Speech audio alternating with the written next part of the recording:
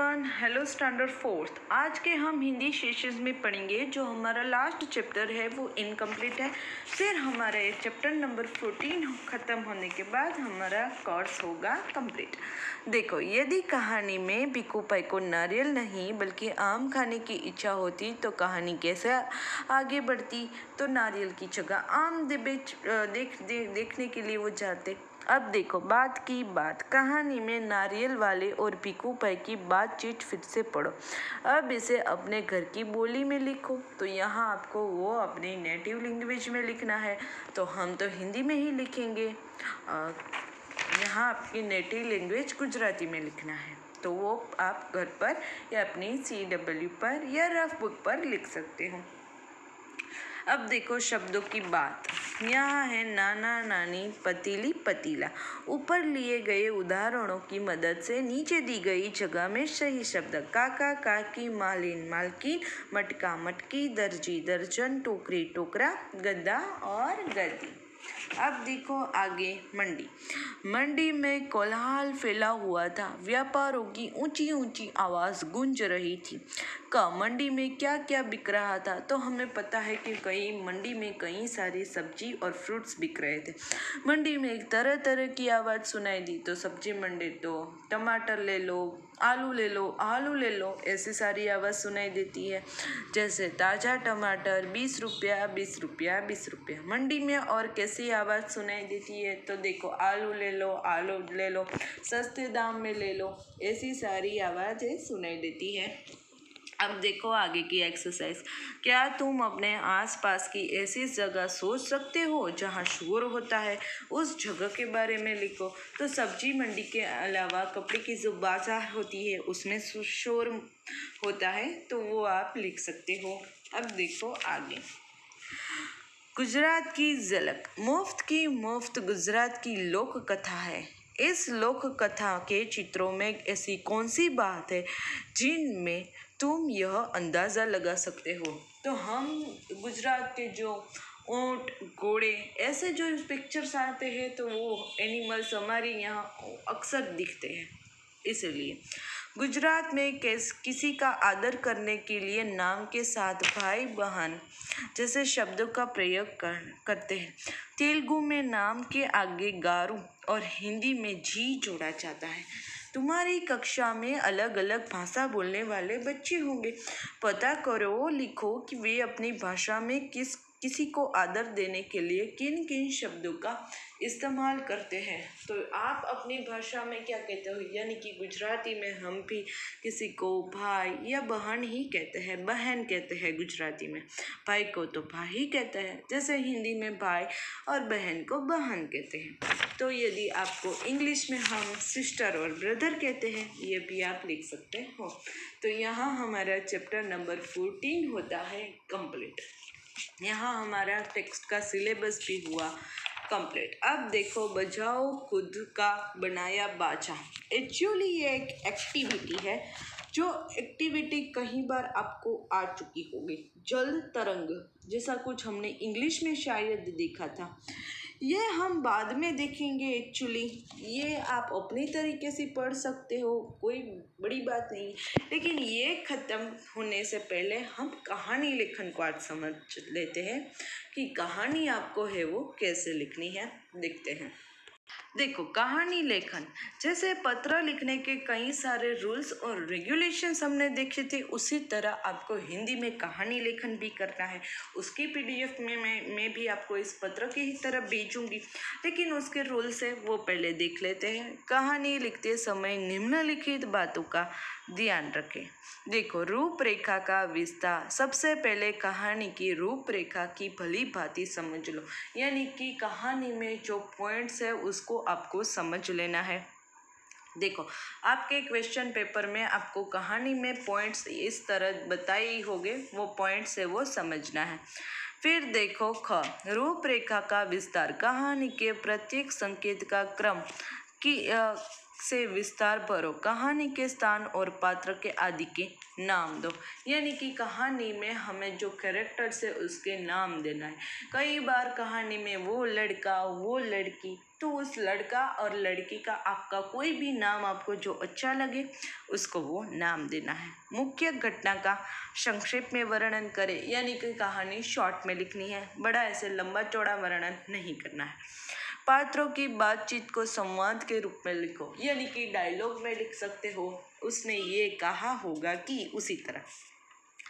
कहानी है वो भूतकाल में लिखनी चाहिए, यहाँ नहीं कहानी आपको पास्ट फॉर्म में लिखनी है कि पहले ये हुआ था, ये बात बनी थी, उस तरह।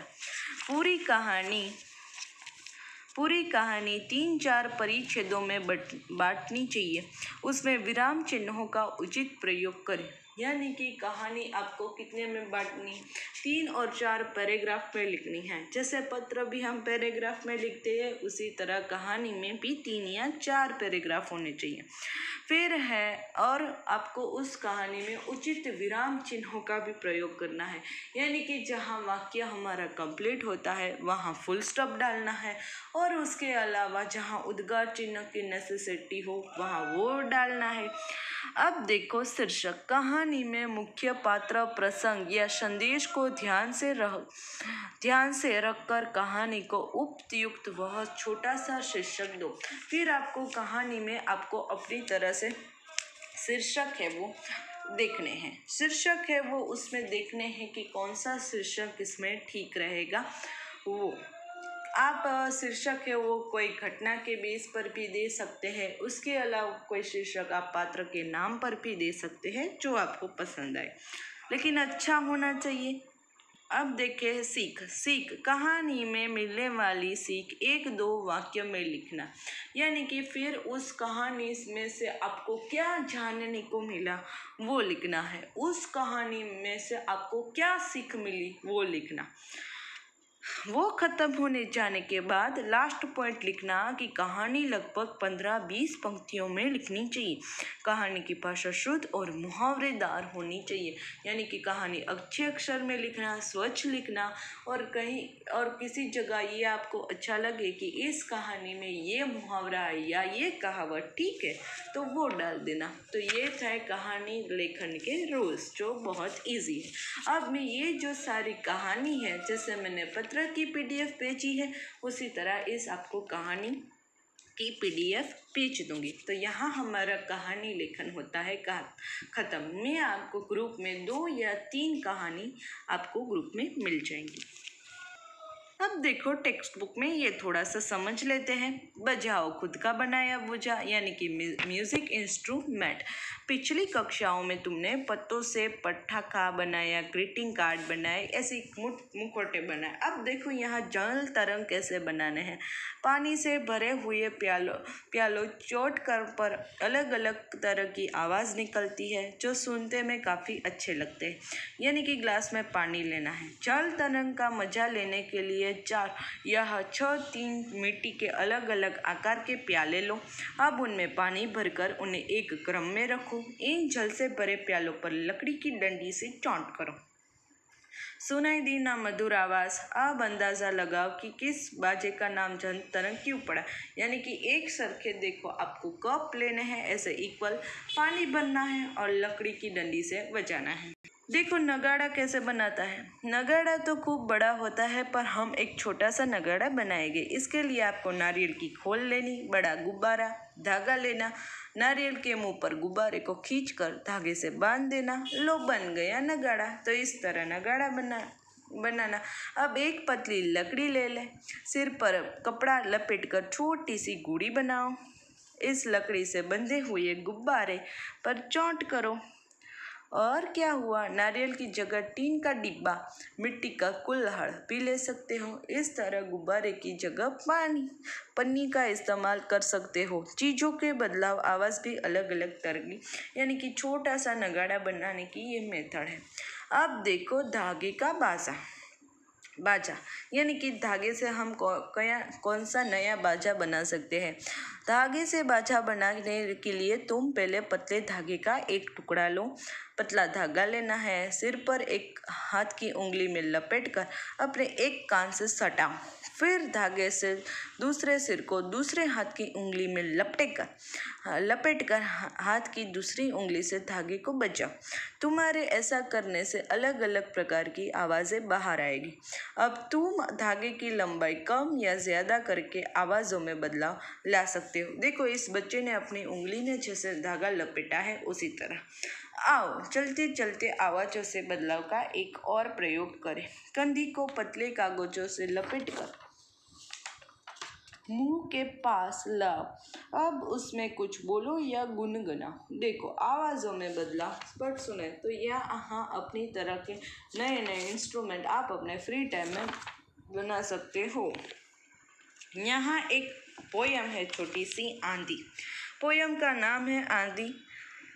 इस्माइल मेरठी की एक पोयम है, देखते हैं। रात हुई तारीकी जई, मीठी नींद सभी को आई। मुन्नू सोचा अब्बा सोई, अब्बा सोए, मम्मी सोई। यानी कि एक घर होता है, उसमें पूरी फैमिली सोती है। आधी रात हुई जब सोते खर खर खर खर खर्राटे भर के, चुपके आंधी आई, गद गुब्बार उड़ाती लाई। यानी कि मीठी नींद आ रही थी और तूफान आ जाता है। चली हवाएं सुर सुर सुर, कागज उड़ गए फुर फुर फुर, खड़ खड़ खड़ खड़ पत्ते खड़के, डरने वालों के दिल धड़के। यानी कि बहुत ज़्यादा तूफान आने की वजह से पेड़ हिलने लगे, पत्तियाँ हिलने लगी, तो सारे लोग रात को डर गए। बजने लगी किवाड़े खटखट, घर वाले सब जागे झटपट। खट कर सुनकर मुन्नू जागा, उठकर झटपट अंदर भागा। यानी कि इस पोयम में जो ये मुन्नू बच्चा था वो डरकर अपने घर पर चला जाता है इस आंधी की आवाज़ सुनकर। आंधी ने फिर जोर दिखाया, फुसका छप्पर दूर गिराया। यानी कि घर के जो रूफ थे वो टीन उड़ाई, पेड़ गिराए, खपरे भी छत के सरकाए। यानी कि छत पर जो खपरे थे, रूफ थे, वो भी इस पवन ने हटा दिए। इतनी आंधी तूफान आया। शाखें टूटी तड़ तड़ तड़ तड़, बादल गरजे गड़गड़ गड़गड़। यानी कि ब्रांचेस थी, जो पेड़ की जो टहनियाँ थी वो टूट गई। बादल गरजने लगे। बिजली चमकी चम चम चम चम, बूंदे टपकी कम कम थम थम। यानी कि बिजली बरसने लगी, बारिश आने की स्टार्ट हो गई टप टप। लेकिन वह बूंदे थी कैसी, पटपट पटपट ओले जैसी। यानी कि बूंदे भी कैसी थी, तो हमें यहाँ अपने फेस पर लगती थी वो पानी की बूंदे। तो यहाँ छोटी सी पोयम थी आंधी। यहाँ हमारा सिलेबस होता है कंप्लीट। Good bye everyone.